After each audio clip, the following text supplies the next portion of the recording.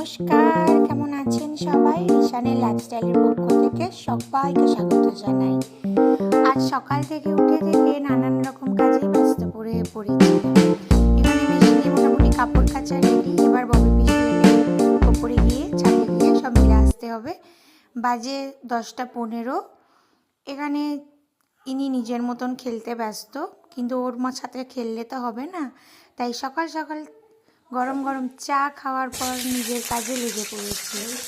আর আমার হাজব্যান্ড আর খাবার নিয়ে যায়নি, যার জন্যে ওর জন্য মাছের ঝোল আর ভাত তাড়াতাড়ি করে রান্না করে নিয়ে যেতে হবে।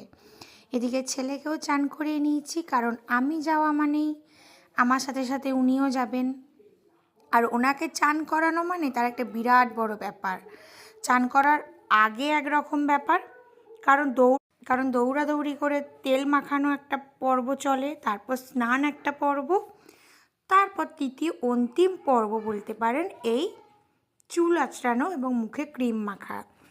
যাই হোক, ওকে মোটামুটি রেডি করে নেওয়ার পর আমি এদিকে খাবার দাবার রেডি করে নিয়ে আমি নিজেও রেডি হয়ে পড়েছিলাম। এরপরে আমরা বেরিয়ে পড়ব।